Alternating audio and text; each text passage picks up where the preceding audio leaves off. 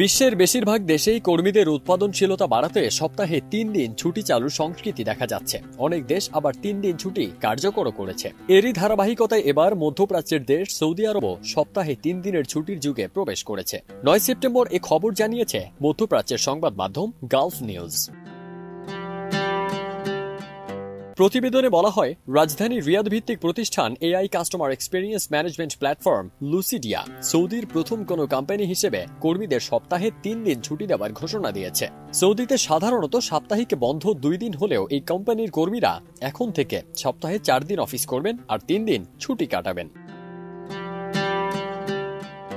লুসিডিয়ার এই ঘোষণা সামাজিক যোগাযোগ মাধ্যমে বেশ সাড়া ফেলেছে। সপ্তাহের প্রায় অর্ধেক সময় ছুটি দেওয়ার বিষয়টি কর্মীদের উপর কেমন প্রভাব ফেলবে এবং কতটুকু উৎপাদনশীলতা বাড়বে এই বিষয়টি দেখার জন্য অনেকেই আগ্রহী বলে জানিয়েছেন নেটিজেনরা। এদিকে সৌদি আরবের মানব সম্পদ বিশেষজ্ঞ ডক্টর খালিল আল থিয়াবি সৌদির সাপ্তাহিক ছুটি বিশ্বের অন্যান্য দেশের সঙ্গে সামঞ্জস্য করার আহ্বান জানিয়েছেন। তিনি বলেন, যেহেতু জি20 জোটের দেশগুলোতে শনিবার ও রোববার সাপ্তাহিক বন্ধ দেওয়া হয়, যদি তাদের সঙ্গে মিলিয়ে সৌদিতেও এটি করা যায় তাহলে এটি দেশের অর্থনীতির জন্য ভালো হবে। ফারদিন সানি, দেশ রূপান্তর।